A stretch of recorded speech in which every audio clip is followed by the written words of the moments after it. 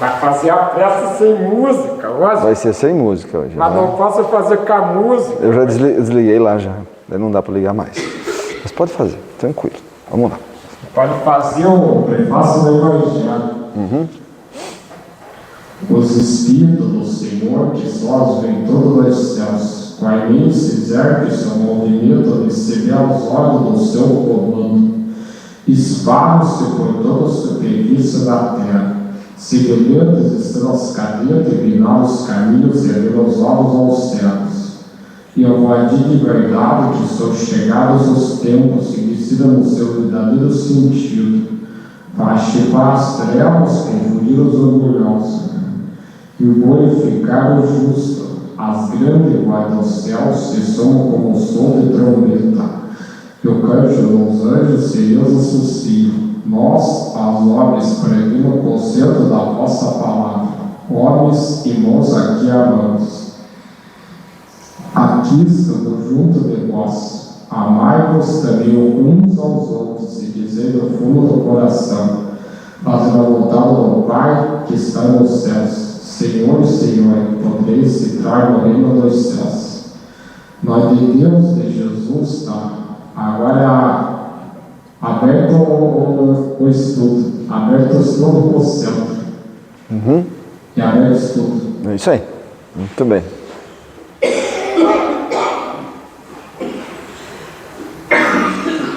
Na próxima encarnação nós vamos trocar de lugar, Gabriel. Eu faço a oração e você faz o estudo. Na próxima. Mas é eu que vou fazer o estudo? Na próxima encarnação é?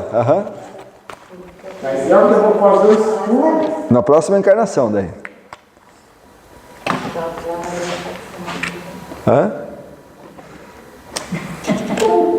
Pensando alto, hein? Eu acho que é na outra semana. Muito bem, muito boa noite a todos aí, né? Que eu não cumprimentei na entrada. Vamos dar continuidade ao nosso trabalho, pedindo desculpa pelas 2 semanas que eu faltei. E eu vou ter mais uma falta, eu estava até falando para o Preto, esse mês eu tenho, de mês de junho, tenho 8 palestras para dar. Acumulou bastante coisa, tem algumas palestras da URI e tal. Mas eu vou pegar só uma quinta-feira, boa noite, que vai ser no dia 11. Então no dia 11 daí a gente vai pular, tá? Do mês que vem. Que daí eu tenho uma palestra na quinta-feira que é aqui no Jorge, daí bate na quinta-feira. Inclusive eu vou dar uma palestra lá, depois acho que eu volto a dar uma palestra aqui também, né? Tá faltando o palestrante. Então tá todo mundo convidado para não vir no estudo e vir na palestra. Bom, gente, nós vamos dar continuidade então. Hoje nós estamos falando sobre progressão dos espíritos, né? É o nosso estudo 48. Antes de eu iniciar, eu queria começar porque a partir de agora nós precisamos, como nós estamos falando de evolução e evolução do espírito, e para que a gente não confunda algumas coisas que vão começar a aparecer, eu queria fazer uma pergunta para vocês. Se funcionar aqui, né? Por que não está funcionando? Ô, diacho. Já sei.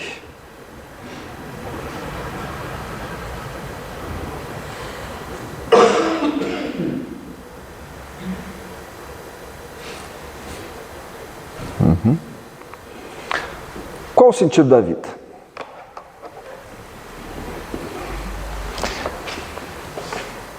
Porque assim, cada um de nós tem uma história. Cada um de nós tem um ideal, um desejo da nossa vida. Existe um sentido para cada um de nós estarmos aqui. E existe um sentido para todos nós estarmos juntos aqui. E isso é importante a gente saber, compreender e interpretar o que é o momento de você seguir o teu caminho e qual é o momento em que você precisa que os outros sigam o teu caminho e você o deles. Porque às vezes, para quem não entende, para quem não compreende ou para quem ainda não se deparou com a ideia da reencarnação, o sentido da vida é muito limitado. Você nasceu, você ganhou um corpo, Ou talvez você nasceu com um corpo e ganhou um espírito. Isso é uma interpretação de cada um, de cada momento, de cada crença. E aí você vai seguindo uma vida que é finita e rápida, esperando algo posterior. Tudo bem. Aí você tem uma ideia de sentido da vida. Cada um tem uma ideia de sentido da vida. Mas quando você estabelece dentro da tua consciência a ideia da reencarnação, em que você está passando por uma experiência, você já é um espírito antigo, você espera algo mais quando você terminar essa vida. Uma coisa diferente. Então, essa é a pergunta que tem que ser respondida. Qual o sentido que a gente espera da nossa vida?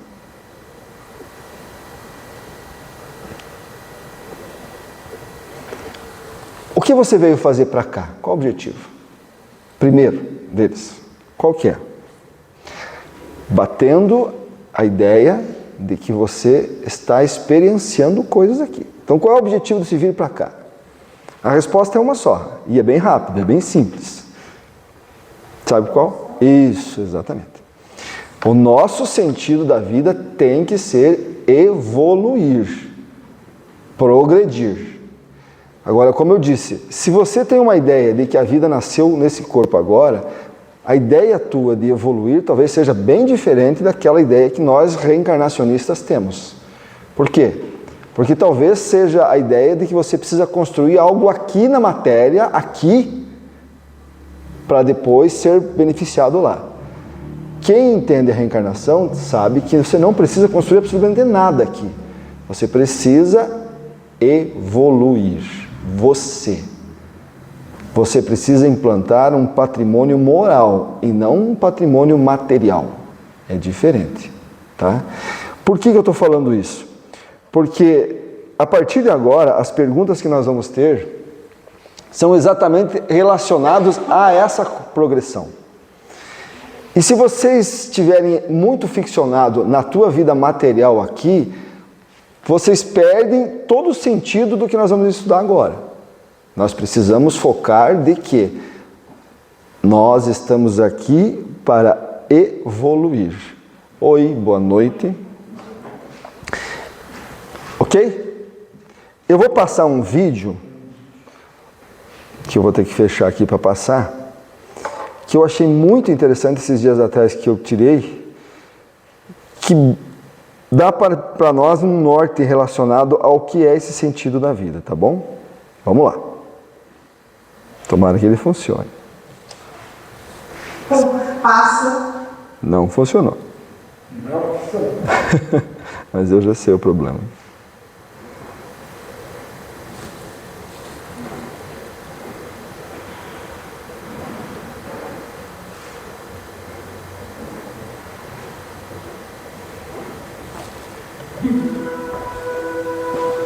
É lembrar que nós estamos aqui não para sermos satisfeitos o tempo todo, para poder estar alegre o tempo todo. Nós estamos aqui para evoluir. E a evolução passa por sair da zona de conforto, ir em direção ao outro. Que, queremos ou não, nenhum de nós está desconectado do outro. Se a gente não entender isso e não aceitar que a vida é breve, é passageira, mas que nós estamos aqui para evoluir, a gente vai o tempo todo estar em estresse porque a gente quer mudar porque não pode ser mudado. A gente quer ser eterno, mas a gente não é.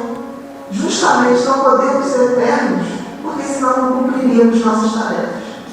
E outra coisa, se a gente não conseguir entender o sentido da vida e o propósito da vida, que é distribuir isso, abrir essa generosidade através dos nossos talentos para todos que estiverem ao nosso redor e o máximo de pessoas que a gente tiver, nós também não conseguimos a tal da evolução espiritual. O que é evolução espiritual? Eu não estou falando absolutamente de religião. Eu estou falando de espiritualidade. E espiritualidade tem a ver com sermos melhores e entendermos que nós passaremos, mas a humanidade continua. E a gente tem que ter o compromisso de passar o bastão para as pessoas que virão. Se eu me põe num mecanismo absolutamente egoísta, né? Uso todo o meu circuito de sobrevivência para competir, para querer o mal do outro, para não ter a gentileza, eu seguro o conhecimento, eu estou adoecendo, sem perceber. E isso não é o meu só, meu ponto de vista. As pessoas estão adoecendo exatamente por isso. Vamos ter muitos mais quadros de ansiedade? Vamos. Porque as pessoas ainda não entenderam que estamos de passagem. E a evolução espiritual, no fundo, seria a nossa conexão com tudo que há de melhor no universo. Uns chamam de Deus, outros chamam de Alá, outros chamam dos orixás, não tem a menor importância. A importância é que a gente possa se conectar com essas energias para que a gente se reabasteça e possa dividir isso entre todos nós. Existirá adoecimento? Sim, mas muito menos, porque a gente vai praticar o desapego. O desapego de não sermos eternos, de não termos a pretensão de mudar as pessoas. As pessoas mudam quando elas querem. E eu não conheci nunca algo mais revolucionário do que o conhecimento. A gente não deve aceitar aquilo que dizem para a gente. A gente deve estudar para que a gente possa, de fato, dizer: eu estou agindo assim porque isso me faz bem. Por exemplo, se você praticar uma gentileza, você vai se sentir bem. Aí você vai falar assim: eu não me senti tão bem com isso. Faça a segunda, faça a terceira. Porque o mecanismo da competitividade, do medo, ele está acionado há muito tempo. Mecanismos da gentileza, da empatia, da compaixão, ele precisa ser ativado. Até porque a gente entende que não dava para ser tão empático, gentil, num planeta que a gente não tinha nada, a gente não tinha como comer, a gente não tinha como se abrigar, a gente não tinha como fazer essas coisas.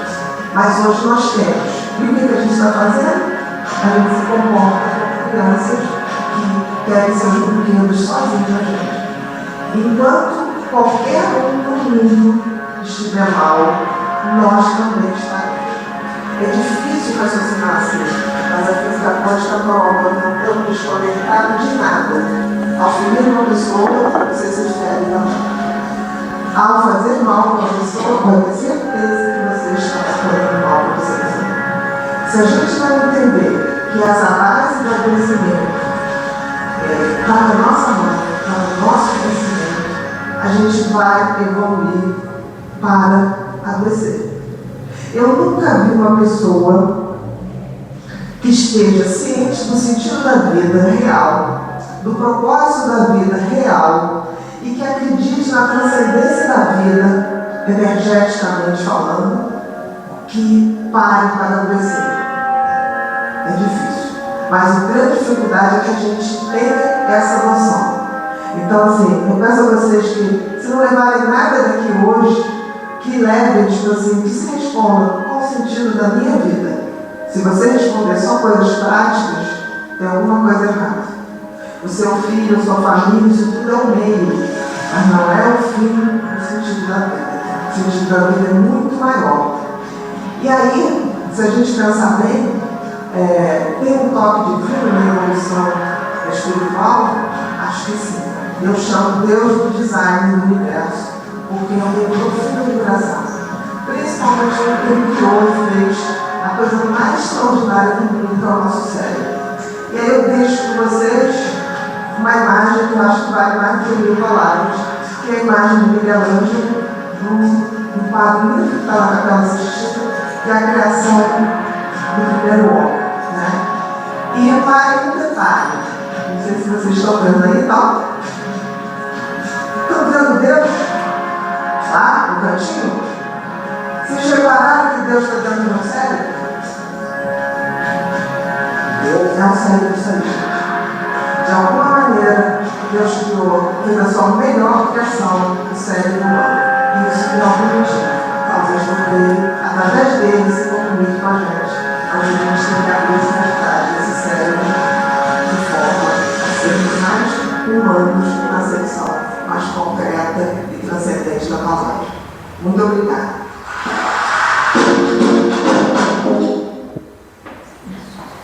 Pode acender lá, Zé, faz favor. Aham.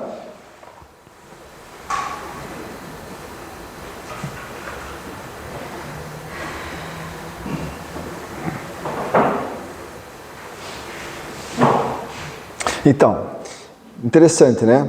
Por que eu achei que tem um link legal com o que a gente vai estudar agora? Porque a gente vai mostrar agora o progresso dos espíritos. E ali ela fala um momento em que a gente ainda é muito egoísta, como no começo, quando a gente não tinha relação e não tinha condições. O egoísmo era necessário para nós, senão a gente não sobrevivia. Mas hoje não é mais. Então, e se a gente vive nesse egoísmo, ou seja, se você não compreendeu que você já evoluiu e precisa largar o ego, você adoece. E você nem sabe por quê. Está entendendo? Você precisa ter um momento em que você perceba que você precisa ocupar uma parte que ele toca na criação. Que tem um momento em que você precisa evoluir sozinho, mas tem um momento que você precisa evoluir com as pessoas. Isso é importante, tá? E é isso que nós vamos começar a estudar agora, tá? O Kardec pergunta na 121, ele pergunta assim: por que alguns espíritos seguiram o caminho do bem e outros seguiram o caminho do mal? Lá do início, quando nós fomos criados simples e ignorantes. E aí assim, ó, vamos lá. Tem que eu perco um pouquinho mais, hein? Esse é o ponto de partida. E o ponto de chegada ele não tem fim, tá? Mas vamos dizer que o ponto de chegada é a nossa pureza. É com Z, pureza, né? É. Vamos dizer que o nosso ponto de chegada é nosso ponto de chegada é a pureza. Aqui nós somos simples, como diz os espíritos, e ignorantes. Esse simples e ignorante é o momento em que você se torna um espírito com letra maiúscula. Você sai do mundo animal e começa a habitar um corpo hominal. Cérebro. Você tem um cérebro. Pela primeira vez, você tem uma capacidade de conexão que você não tinha antes. Esse cérebro, ele é conectado a todos os seres humanos. Todos. O nosso cérebro cria ondas que nos conectam a todas as pessoas, que os animais não têm. Tá?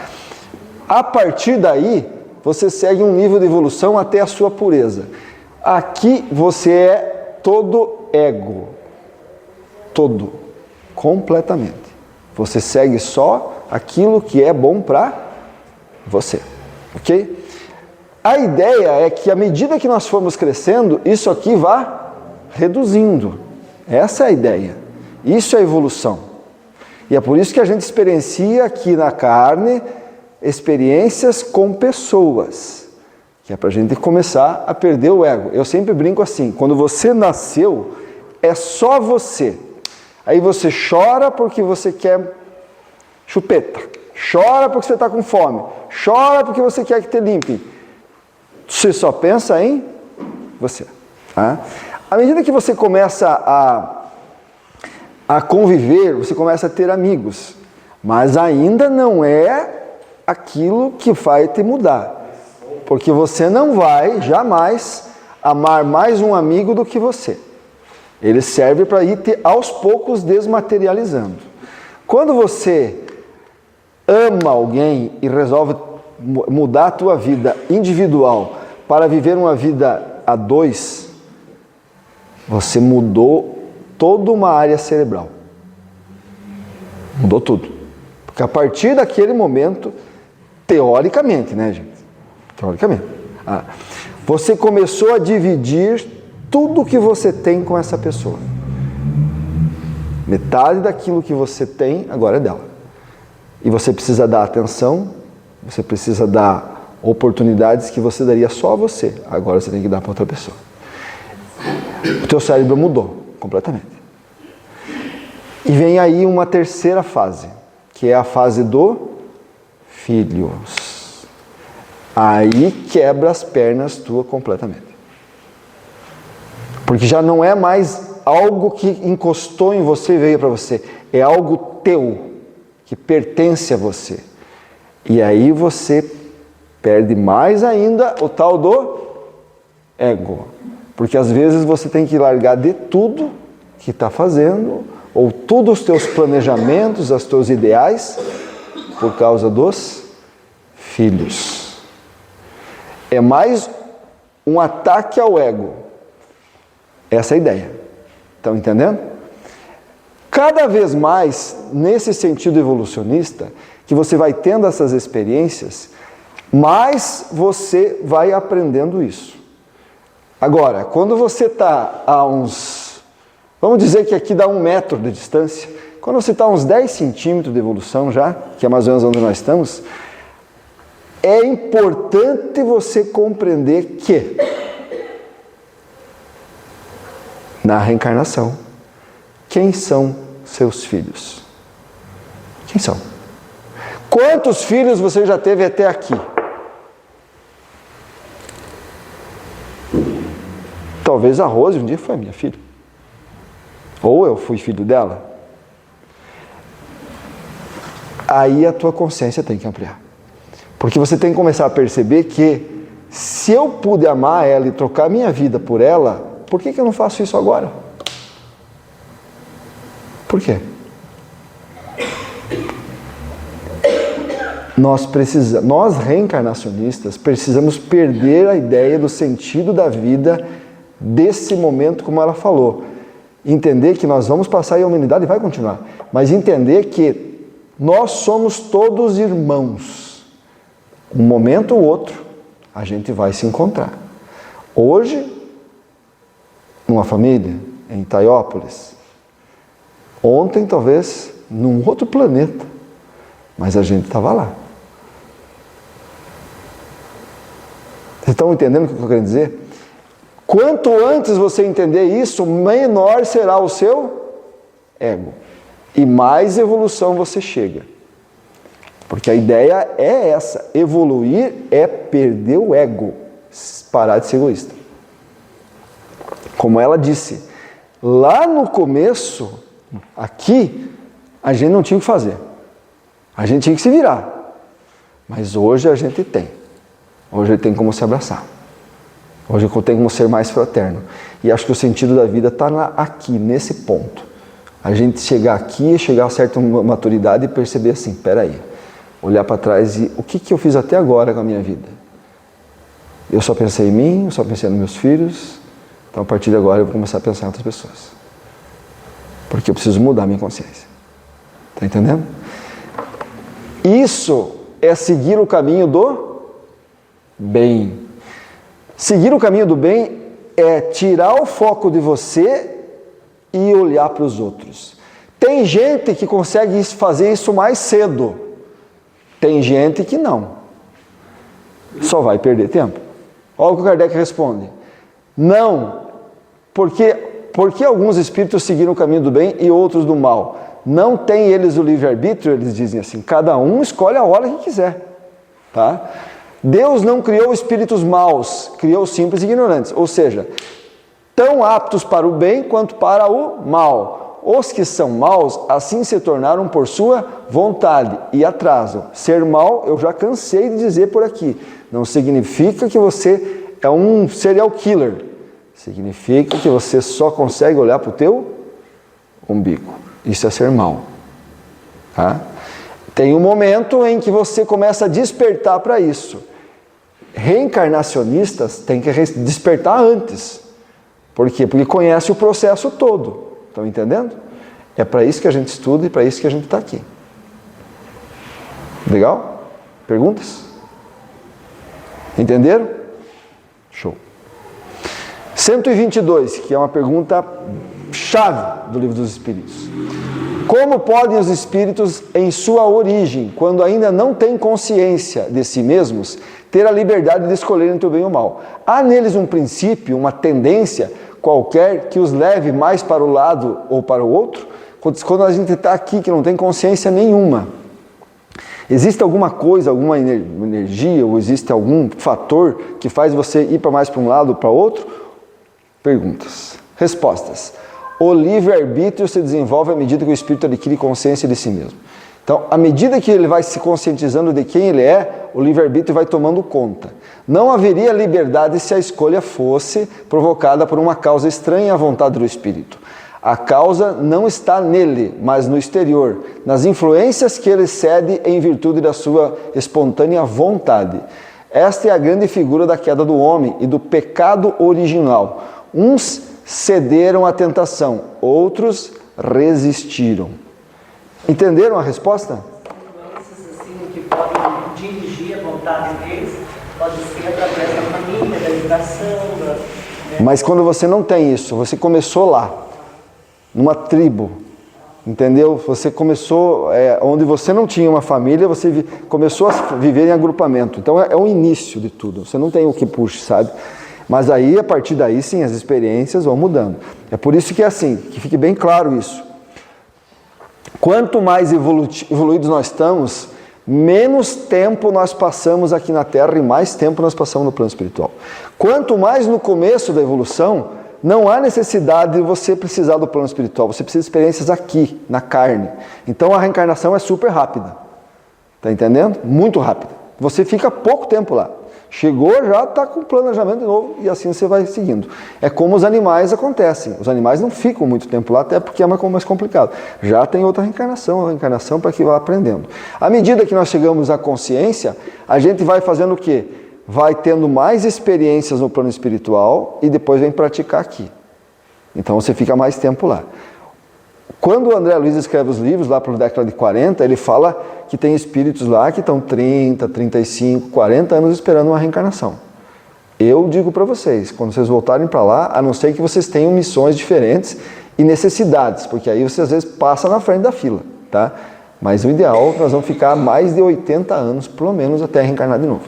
Até pela dificuldade que está cada vez no planeta a gente reencarnar. Então você precisa de experiências lá em cima. Então não esperem que vocês vão desencarnar e daqui a pouquinho já vão estar aqui. Não. Vamos passar por um processo de recuperação do que a gente não... Mas isso aí, Então imaginem que vocês vão ter um tempo grande lá em cima depois. Bastante grande, tá? O que ele diz aí que é interessante nós comentarmos? 7:30. Vamos lá. Esta é a grande figura da queda do homem e do pecado original. O que é o pecado original? Isso é bom demais. Eu adoro criticar a igreja. Na igreja não, perdão. A igreja é ótima. É o cristianismo que foi deturpado, né? O que é o pecado original?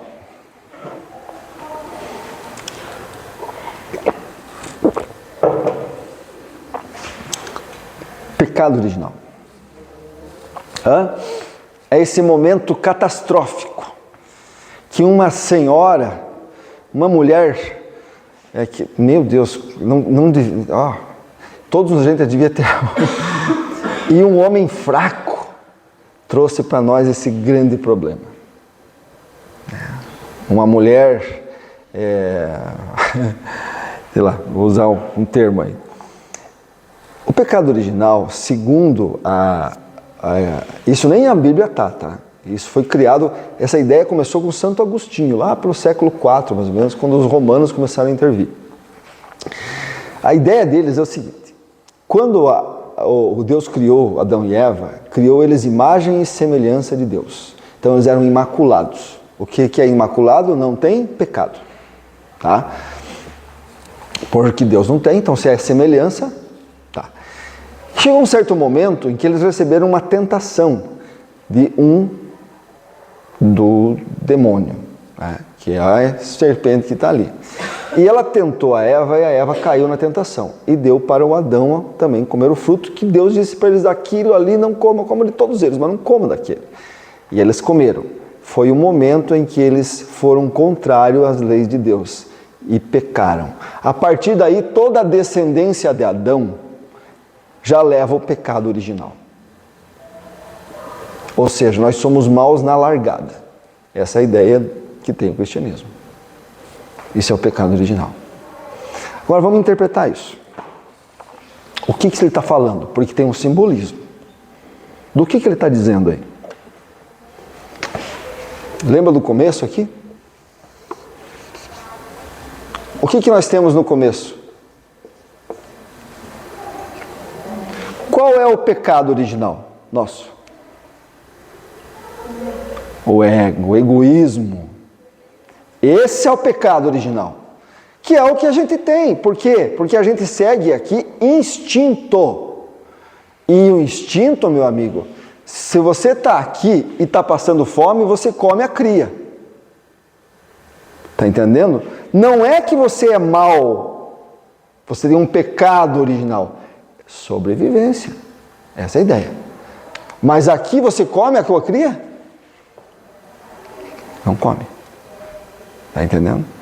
E aí, cara, aí complica tudo, né? Porque aí eles chegam a um ponto, porque eles tentam, quando você tem um mito, e você acredita naquele mito, e você tenta explicar esse mito, e vai contando mais um monte de outras coisas, vai ficando muito difícil se estabelecer uma base verdadeira disso. E aí o que acontece? Quando Jesus nasceu, ele tinha hereditariedade divina, ou seja, ele não vinha de Adão. Então ele não tinha pecado original. E aí então, poxa, ficou muito bonito ficar dialogando, e eles fizeram um monte de concílios na época e tal, justamente para entender por que Jesus teve que morrer. Porque ele não tinha pecado, ele não precisava morrer. Porque o que nos leva a morrer, segundo eles, é o fato de que a gente é um pecador sem volta. Então, se nós não fôssemos pecado original, a gente poderia viver sempre. Porque você não precisa ficar exercitando mais outros pecados. Porque o pecado original é a base de todos eles. Se você não tem eles, você vai ficar pecando. Então, você pode viver para sempre. Essa é a ideia. Por que Jesus morreu? Aí eles criaram uma outra verdade. Que é o quê? Que Jesus foi o Cordeiro de Deus. Que tira o pecado do... Eles dizem isso toda vez lá na igreja. É isso mesmo. Foi para isso que Jesus veio? Para ser amolado como um cordeiro? E morrer por nós? E tirar o pecado original de nós? Sim, gente! Claro que sim! O que Jesus veio fazer na terra? Isso! O morrer pouco importa. Mas ele veio exatamente contar para nós que estava na hora de nós baixar isso aqui, ó. Tirar o pecado original. Olhar para os outros. Exatamente. O simbolismo é esse. Mal interpretado, mal falado e mal... Mas a ideia é essa. Estão entendendo? É isso que o Kardec está dizendo aqui. E é isso que a gente precisa construir em nós. Coletivo. Aqui no começo está o ego. Aqui no final está o coletivo. Como é que é o plano espiritual? Tem banco no plano espiritual? Tem loja de comércio? Tem gente agiotando lá? Lá todo mundo vive o coletivo. Todo mundo vive em comum. Está entendendo? Esse é o futuro do nosso planeta, em termos de terra de regeneração. Daqui a 2.000, 5.000, 10.000 anos, eu não sei quanto tempo que nós vamos ficar nesse processo. A tendência é nós cada vez coletivizar as coisas, para que todo mundo tenha as mesmas experiências e ninguém falte nada para ninguém. Essa é a ideia. Sair do... Não era o que Jesus falava? Está entendendo? Então Jesus veio realmente acabar com o pecado original, que é o ego. Ele veio dar um up na humanidade. Perceberam? Esse up que ele veio dar, na realidade, ele foi o primeiro que veio falar e viver aquilo que ele falou. Que até antes dele, as pessoas não viviam o que falavam. Jesus foi o maior exemplo de quem falou do amor e vivenciou na plenitude do amor. Sim, mas teve outros que fizeram isso também. Teve outros que fizeram isso também. Como ele não teve. A diferença de Jesus para nós é o seguinte, é o que eu falo assim. Por que Jesus ficou famoso?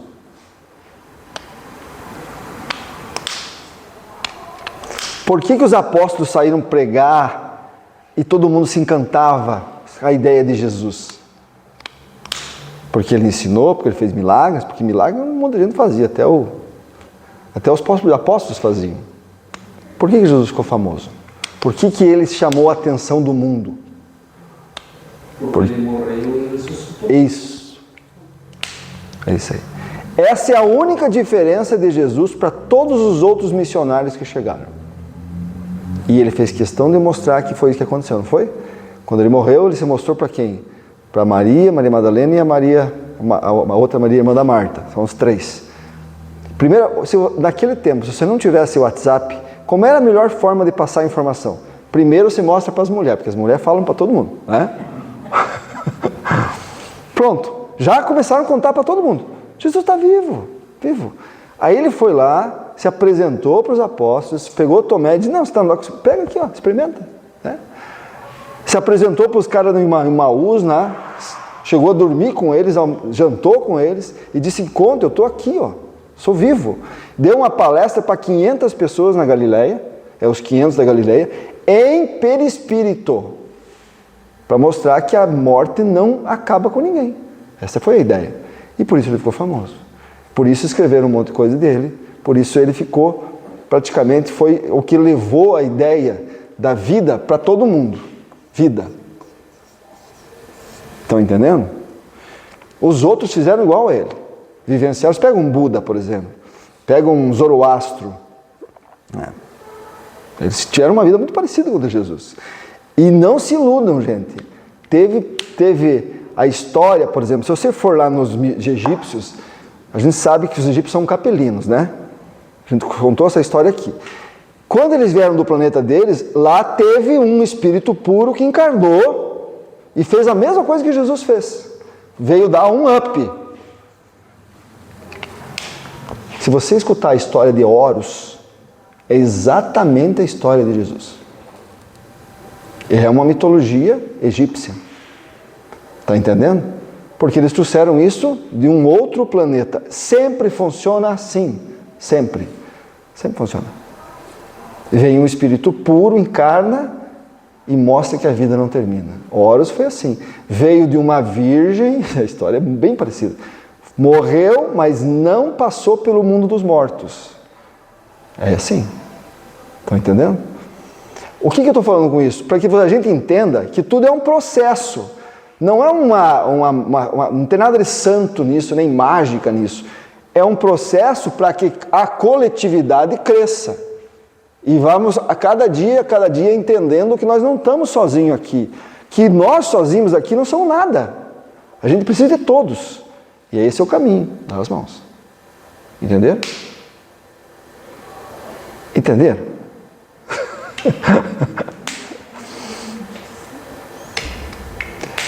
Aí cria-se religiões. Jesus não criou religião nenhuma. Buda não criou nenhuma religião. Não é essa a ideia.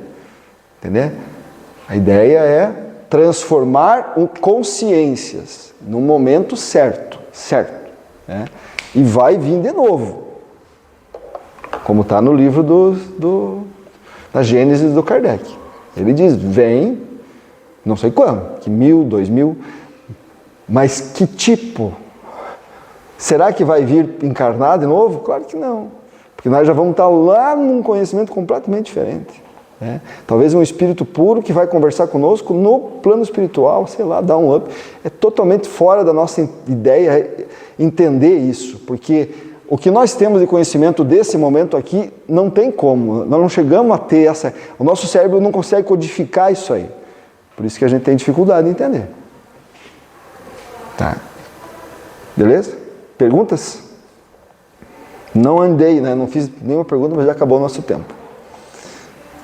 É difícil, né? Mas que a gente começa a se perceber, quando começa a entender isso aqui e reflexionar sobre essa ideia, é isso mesmo. Oi? São reflexões. É. Muito bem.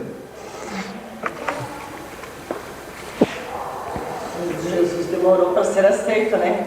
Se ler o livro de Paulo Estevão lá, vendo todo o trabalho que Paulo teve ali, que eles não aceitaram, foi bem, ele morreu, quanto tempo depois ainda as pessoas não aceitavam, ainda estavam lá na lei de Moisés e achavam que da onde um carpinteiro, um simplório lá vem, eles não aceitavam, demorou se você, olá, tudo bem? Tudo bem?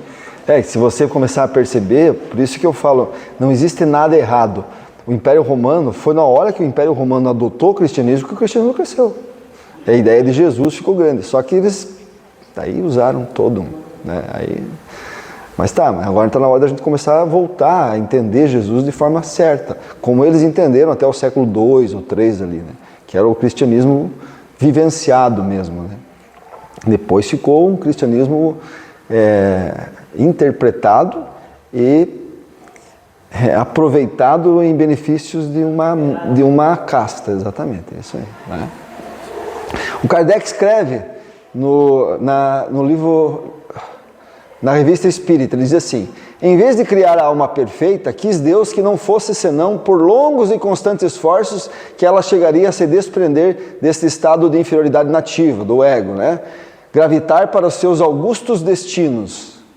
Então Deus deu para nós, né, a liberdade de escolha para chegar lá, cada um escolhe. Para chegar a esses fins, deve ela, a alma, pois romper os laços que prendem a matéria, o ego. Para a gente chegar aqui, você não pode mais ter ego nenhum. Limpeza. Tá? Resistir aos arrastamentos dos sentidos com a alternativa de sua supremacia sobre o corpo, ou de obsessão exercida sobre ela pelos instintos animais. Então você precisa perder os instintos animais, que é o que ainda a gente carrega, não é verdade? A gente carrega isso. A gente dá muito valor à prole nossa. O vizinho do lado passa mais dificuldade, mas você dá mais para a prole. Por quê? Porque os animais têm essa coisa, instintos, né? São desses laços, diz ele, eles não são outros senão o suposto pecado original, que é o ego. É o alvéolo que cobre a sua essência divina. O pecado original constitui assim ascendente primitivo que os instintos animais devem ter exercido inicialmente, né? Egoísmo, sobre as aspirações da alma. A intervenção da serpente tentadora não é outra coisa senão os desejos da carne, a solicitação dos sentidos. O cristianismo consagrou esta alegoria como um fato real, ligando a existência do primeiro homem. Que aqui, quando você está aqui, você é corrompido por qualquer coisa da matéria, porque você ainda segue os teus instintos. Aqui já é diferente. Aqui você tem discernimento do certo e do errado como um espírito imortal. Então você faz as escolhas aqui na Terra baseando a tua ideia de crescimento espiritual, evolução espiritual. Tá? Colocando deste ponto de vista, é preciso reconhecê-lo, o pecado original deve ter sido, com efeito, e realmente foi, o de toda a posteridade do primeiro homem, e assim será durante uma longa sucessão de séculos, até a libertação completa do espírito, das opressões da matéria. Libertação que, sem dúvida, tende a se realizar, mas que ainda não se fez nos nossos dias. Claro, nós estamos aqui, como é que nós vamos se libertar do ego? Tem muito caminho para andar, né? Eis o pecado original proclamado pela Gênesis, e que o homem sempre ocultou em si. Ele só será apagado no dia em que, compenetrado de seus altos destinos, no dia em que a gente perceber que nosso caminho é outro, que não é ganhar coisas aqui, é ganhar coisas para frente, né? O homem vai abandonar o dia em que renunciar à miragem da felicidade terrena, né? Para voltar todas as suas aspirações para a felicidade real que ele está reservado, que é a coletividade. Muito bem, ok? Então vamos para a pergunta 122 na semana que vem. Daí. Semana que vem. Vamos fazer a nossa oração?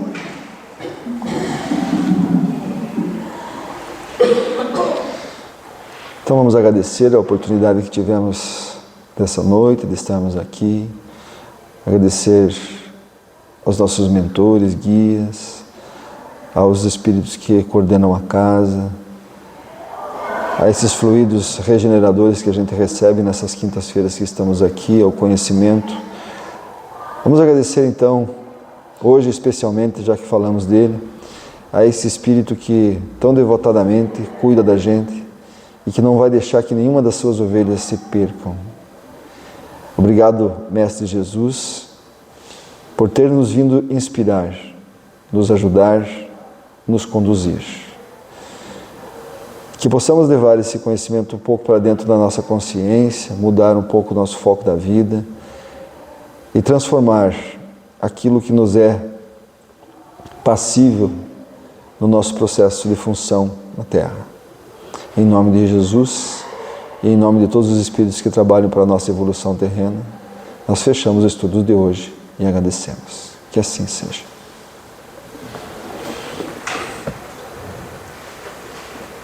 Deixa eu botar uma musiquinha aqui.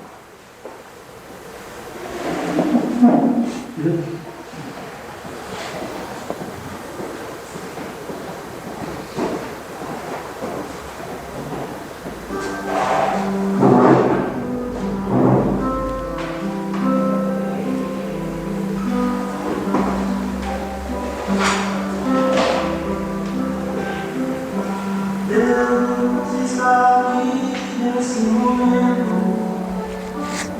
sua presença.